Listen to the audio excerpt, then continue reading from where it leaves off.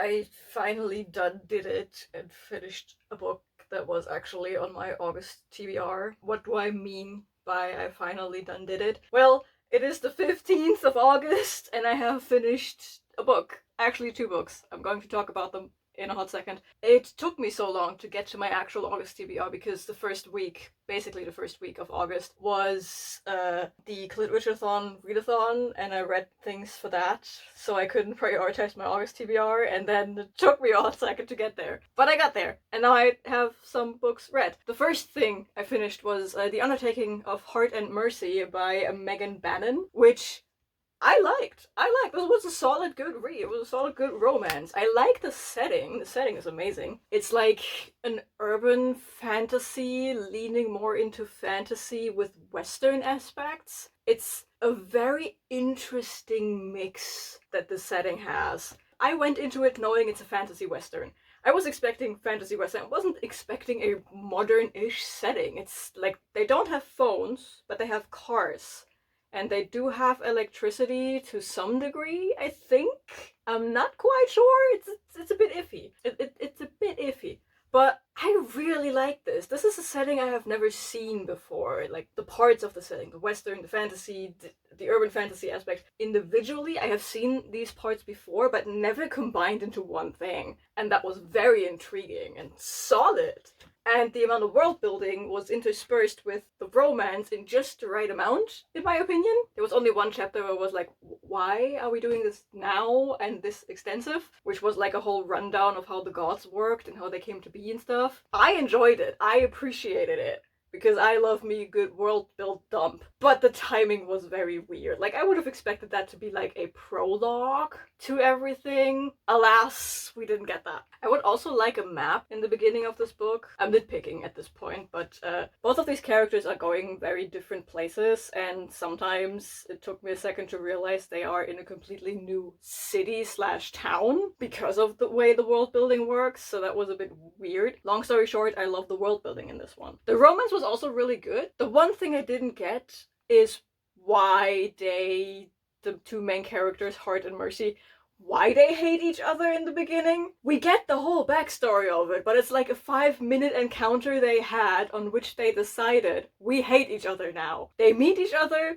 they are both kind of interested in each other, and then one of them says something that the other one doesn't like, so the other one responds, and it's the exact thing that pisses the first one off, and then they decide to hate each other for 4 years. But multiple characters in this book agree, why the fuck don't you talk to each other? Everyone can see the chemistry that these two people have, and they do not get why they hate each other so much. And I'm right there with them. I do have to say, I believe this one is marketed as enemies to lovers, and I would not say it's enemies to lovers. It's just two idiots figuring out, hey, we might need to communicate instead of just spit insults at each other. They definitely do not read as enemies. They don't read as rivals. They just read as some people who got off on the wrong foot and have their own issues that prevent them from talking to each other. Where then the letter aspect of this whole thing comes in and fixes the issue.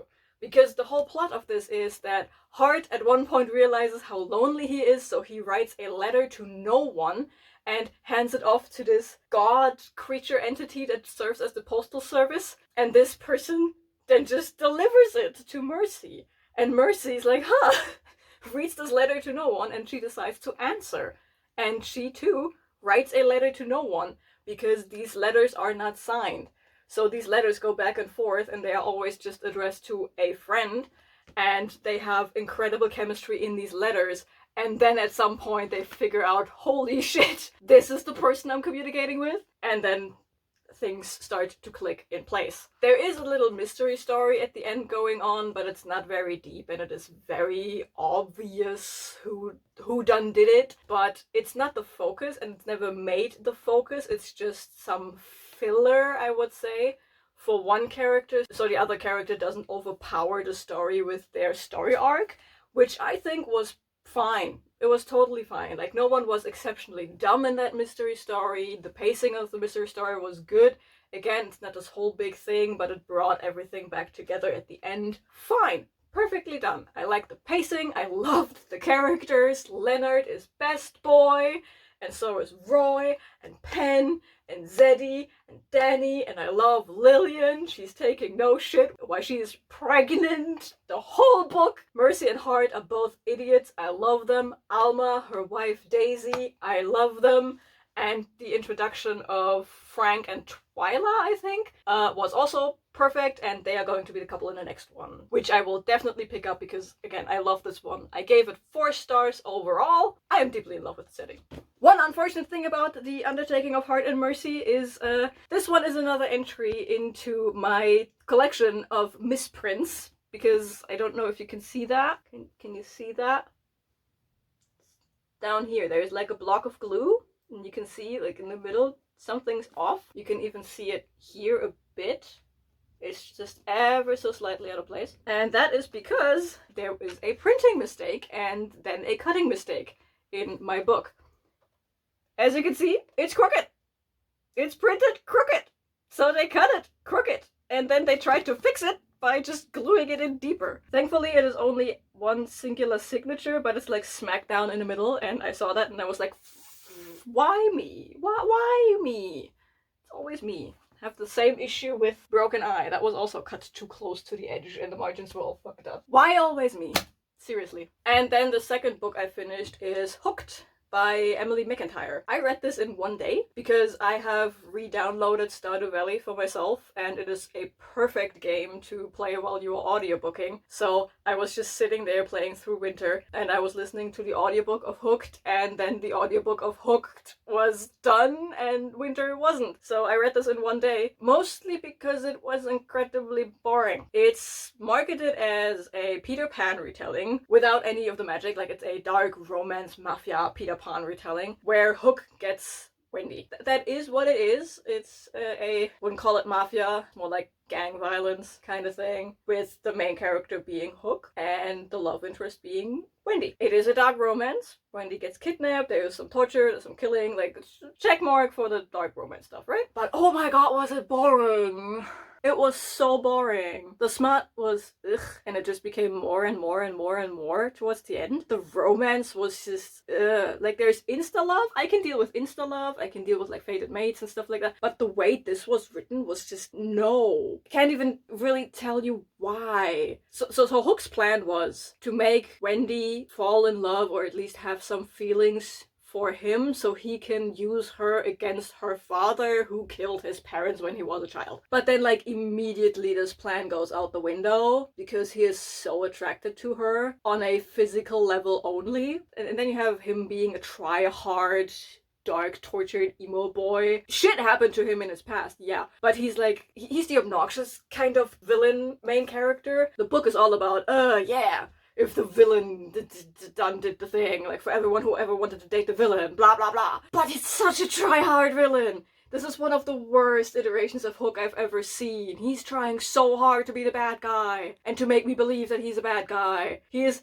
going around killing people for no reason. His impulse control is 0, while at the same time he pretends to be the most put together guy in all the world. Like, his thing is literally control for a reason in his past. That makes sense. But then he loses control every time he breathes. It's so weird. So he's like flip-flopping between these two characterizations, I guess. And he's like, my heart is so dark and the void in my heart will taint her. And I will drag her down with me, blah blah blah. And I'm like, boring. And it's like, the way he kills people and the way he is mean to people is as if we need to hammer home the fact that he is a villain. I was never once intimidated by him. He comes across as someone with anger issues and nothing else. And I am not impressed by anger issues. Sorry. He was neither sexy, nor was he all too evil in the attractive kind of way. He was just boring. A mess. And then there's Wendy. And Wendy has about as much confidence as a soggy piece of newspaper. There is no resistance in that character. Her only job is to be there and get kidnapped by Hook and get railed by him. That is her only purpose in life. pretty much. Like, she starts off as this innocent character, and I'm like, okay, cool, so we have like a little corruption arc or something in there where she then becomes like this hot mafia wife situation thing. Nuh-uh. She's literally just there. And her innocence doesn't play a role after chapter 3. She's just dumb. She's like naive, she's dumb, and she has so many daddy issues. Like, she's a 20-year-old woman and she is mad about her dad not being home. Get a life, girl. So, yeah, I don't know. Then Peter as the villain just didn't villain enough because he didn't do anything other than sleep around with his assistant, which made Wendy angry because her mom died 16 years ago. Then the reveal at the end was so flat. There was like, ugh, no. It's just, there's so many things I could criticize about this book, but all in all, if I take everything and put it together and have to put a name on it, I say Hooked is boring. It's just boring. I actually want to quote Interview with the Villain season 2 here, where there was a wonderful dialogue between Louis and Armand, and Louis is like, "You are beige." Oh, this is boring. You're boring. You are so boring. And here come the drums. Colorless. Up the flavorless. Dull as fuck. Suffocation by the world's softest, beigest pillow. Yes, this book is just beige. Maybe like light gray or something, because we do have this gang violence thing in there. It's not even mafia. Hook is just running a nightclub and he's rumored to push drugs around in the city. We don't even see anything of that. It's just him in his nightclub, and then on occasion he just kills someone in his basement because anger issues. That's not how the mafia works. There is layers to it, relationships, politics. It's not just a guy running around killing people and pretending to sell drugs. So yeah, Hook was kind of a disappointment. I gave that 3 stars, but like the middest of mid 3 stars. Like the kind of 3 stars where you don't have an opinion on it and it's just the middle of the rating scale, that kind of 3 star. I actually am baffled that it came up to 3 star on Cawpile. I would be like, it's like 2.5 maybe. The math apparently says otherwise. Those are the 2 books I finished in the first half of the month. Now I gotta finish the other 3. Back with the angles again, apparently. Hi, it's me again. It took me a hot second to get around to finishing another book because I actually feel kind of slumpy, I realized. So my reading slowed down drastically. I still finished 2 things, comics, namely. I was like, I'm not feeling like reading too much, but I still felt like reading something. So I picked up a couple of comics. I finished 2 comics, namely Bloodborne, Lady of the Lanterns, and Bloodborne, The Bleak Dominion, which are 2 more volumes of Bloodborne. Whoa, okay, hello darkness, my old friend. I guess I have to lean forward? Okay, so I cannot lean back because otherwise I will just turn into darkness itself. Where was I? Oh, yes, Bloodborne. I finished Bloodborne, Lady of the Lanterns first, which is good because Bleak Dominion kind of continues with that story, which brings me to my first big point. Plot? In Bloodborne? What? I was pleasantly surprised that the Lady of the Lantern has a plot line that you can actually follow. It is a coherent plot line. You don't usually get that from anything related to From Software games. So that was very interesting. And then on top of that was actually an interesting plot because we get lore on the Winter Lanterns, which is just a random creature that doesn't really have lore, but is one of the most annoying monsters to go against because you can't really kill them, and if they look at you, you don't have to be looking at them, they have to be looking at you. You just take damage and you die. Pretty quickly, actually. And the monster is so annoying that From Software decided we need to do that again, and they put them in the Elden Ring DLC. We get lore on the Winter Lanterns. It's not a lot of lore, but it's like a new aspect to them, which was really interesting. And again, you get some plot. You first have this family, it's a boy and a girl, and they stay inside because their dad told them to stay inside because outside is dangerous because the scourge is happening and, people die horrible ways. And their dad went out to find food. So these 2 kids just stay inside, they don't open the door, they keep safe, and they have this nursery rhyme about the Lady of the Lantern that they repeat over and over again to remind them to not go out and why they are not allowed to go out. And then one day, a hunter gets attacked and just they pull him in. They see he's hurt, he's stumbling in, they pull him in, and they take care of the hunter because they're just nice. And then shit happens, namely the girl. We don't exactly know what happens to her, but she goes outside at night when her brother and the hunter are sleeping. She goes outside. The next day, there is food there, which is kind of weird. And the hunter immediately clocks something is off with the girl, and he then has to kill the girl because she actually did succumb to the scourge. And the boy is like, what the fuck? Why did she kill my sister? And the hunter's like, that was not your sister. That was a monster. And I killed her because A, that's a mercy to her, and B, she would have killed us if I hadn't done my job. So the boy runs away, and the hunter's like, shit. And that's basically like the first chapter.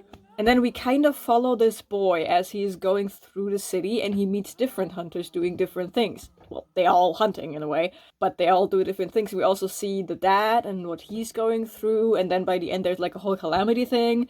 But we see hunters working together, which is also a new thing. You never really see hunters working together. I mean, yes, Father Gascoigne had technically an apprentice, but you don't see them together. And I think Eileen also had an apprentice, but you also never see them together. You always just meet singular hunters. You hear stories about hunters working together, but you never see them do anything together.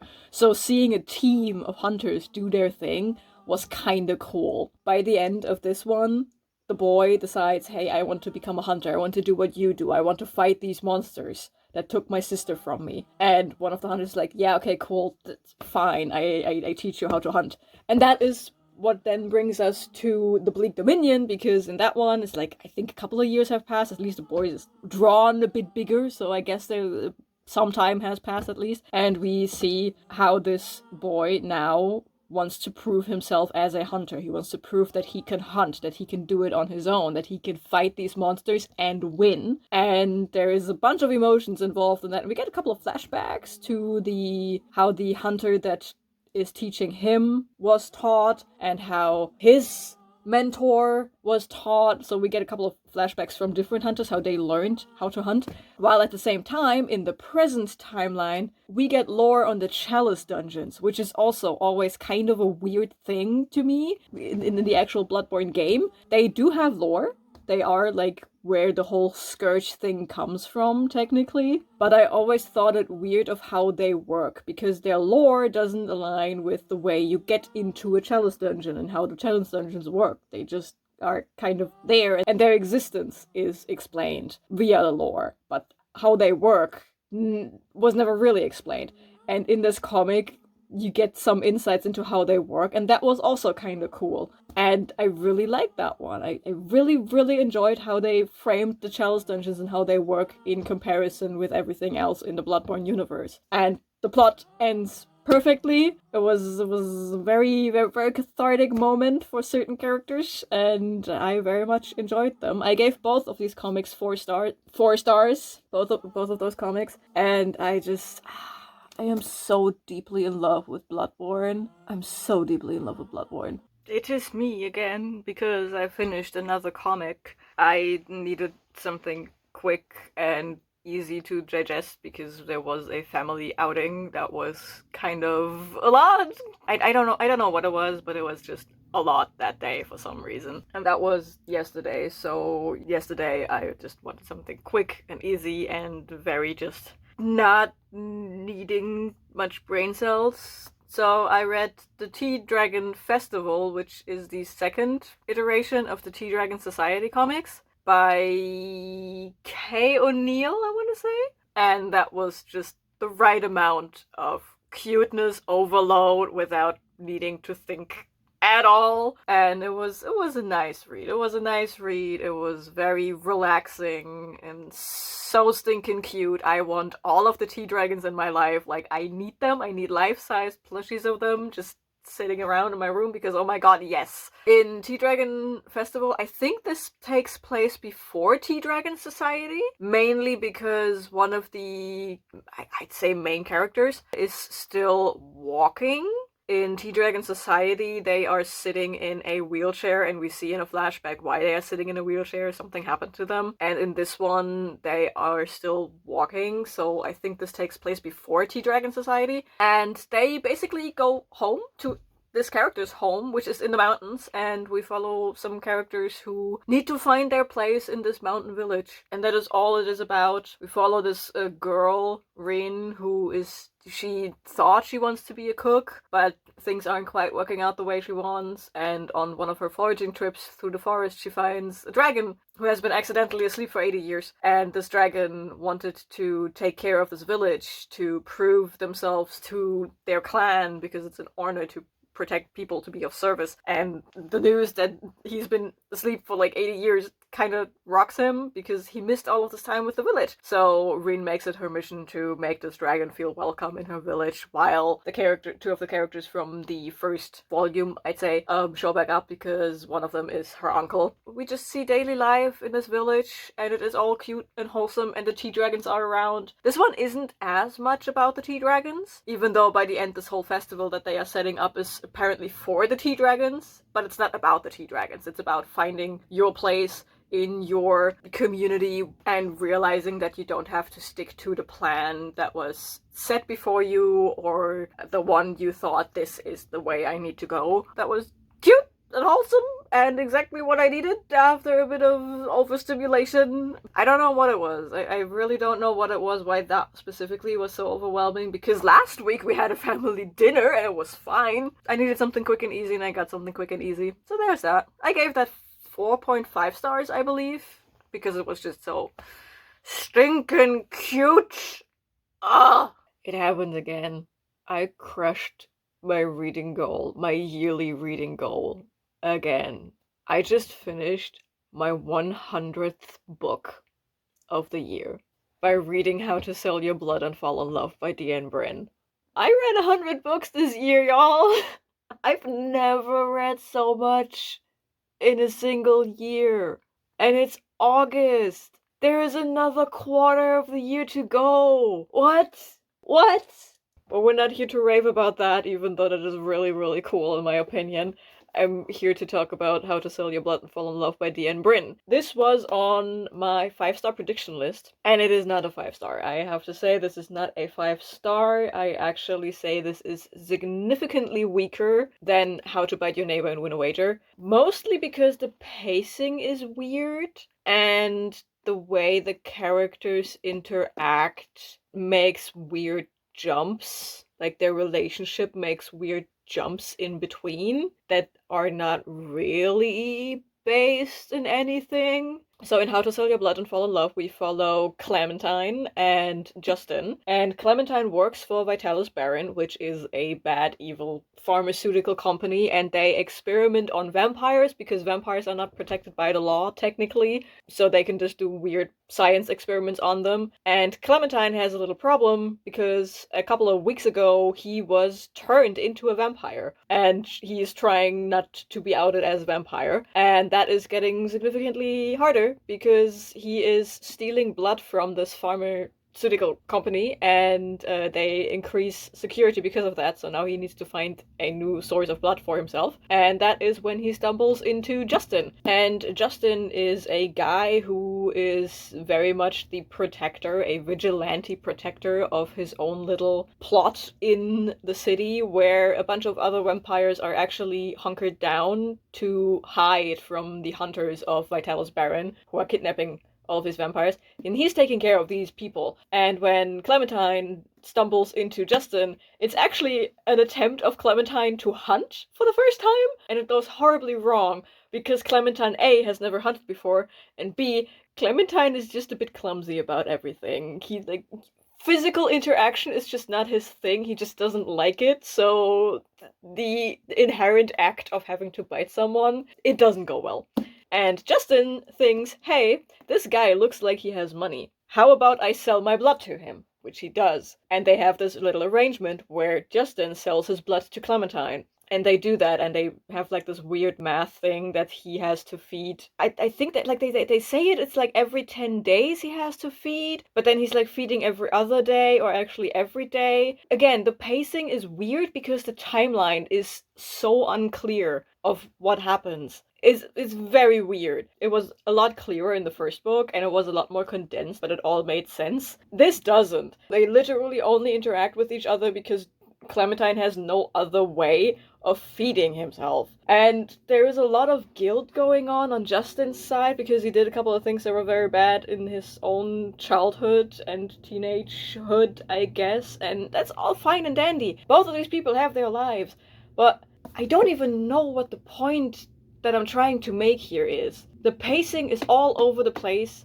because we don't get a clear timeline. They interact via text message a lot, and they have to interact a lot physically, but we're never shown that, which leaves it incredibly unclear of how much interaction there actually is, which then makes it kind of a weird shift when both of these characters start actually liking each other. Clementine, by the end of the book, Clementine realizes he might have OCD or is actually on the autism spectrum, and it is very clear when you are in his chapters, it's very clear that that is indeed the case. And Justin is held back by this whole guilt thing about his people in his part of the town, right? So they are very reluctant to do anything about it, and this whole business setup they have is fine, it's working fine. And then all of a sudden, they think each other attractive on a multitude of levels. They not only become these business acquaintances, but they become friends. And I think that is fine because they have to interact a lot with each other. So they become friends via text and these little interactions they have.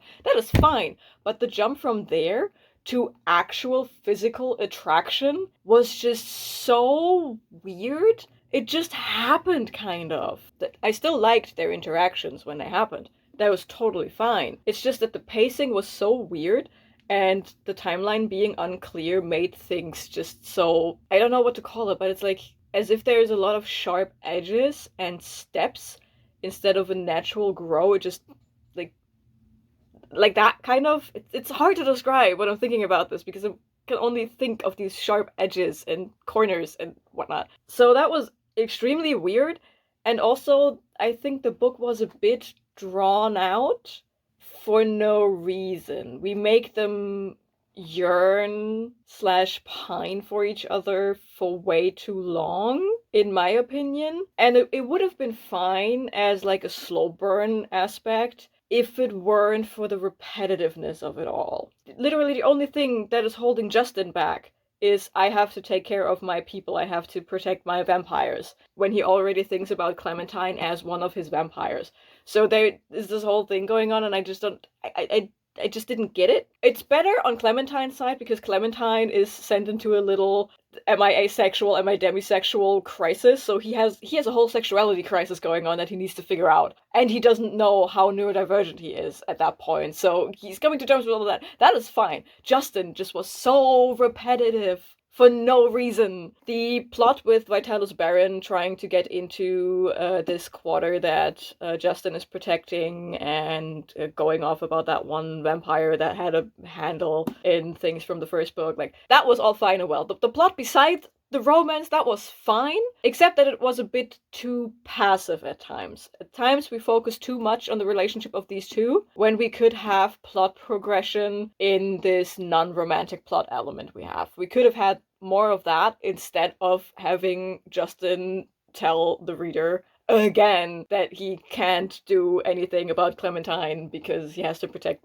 everyone else. That's the whole thing. Another thing that kind of icked me, it didn't ick me, it was just a big fat why do we need this in here? In this setting, we have vampires. They exist. And we also know that werewolves exist. That was established in the first book, and it is hammered home in this book. The vampires are down in the south, and the werewolves are up in the north, and they apparently function in very similar ways. Like, you are not quite human in societal terms, but society knows you exist, and you have, like, restrictions on how you have to live because of the way you are now. That kind of shtick. But Justin is not a vampire, and he is not a werewolf, and he is also not quite human. He has another supernatural element to his being, his genes. Like, it's actually genetically there. Like, he knows he is more than just human. And apparently there are just people who are more than just human. I didn't think we needed the whole aspect of these superhumans in this setting. That just felt very misplaced. Because there is no reason for Justin to be a superhuman. The two things that this being superhuman gives Justin is a chronic pain situation that he has to deal with, and it makes him strong enough and fast enough to keep up with vampires in a fight. Here is the thing. He never has to fight a vampire, because he's fighting for vampires. He only ever fights humans, and you don't need to be superhuman to fight humans. You could just whack him on the head with a baseball bat. Instead, he's using his fists, because he is a superhuman. So it felt kind of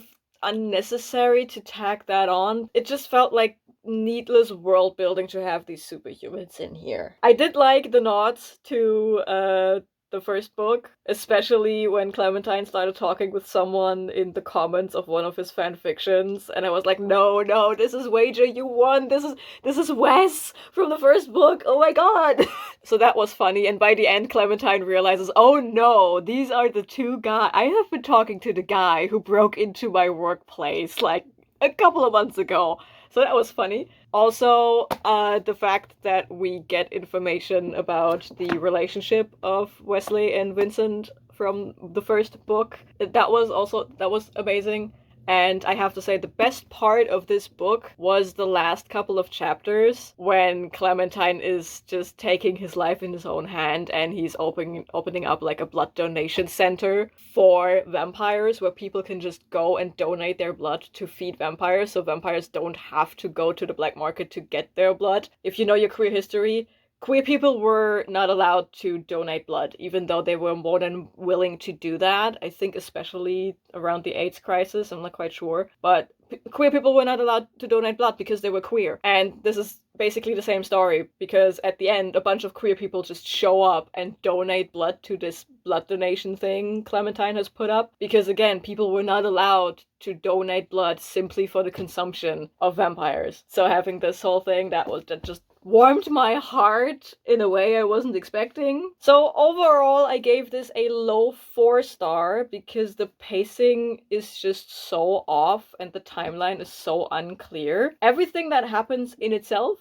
is cool, it's nice, I like to read about it. It's just that the pacing, it never fixes itself. It never fixes itself. It is broken the whole way through. And these character interactions also, like it's very staggered kind of way, all the way until they finally realize, hey, I actually want to be with you. So that, because that is in the whole book, it's a low 4-star, but it's my 100th book of the year. This is also the final book that I'm going to be reading this month, because there is no month left.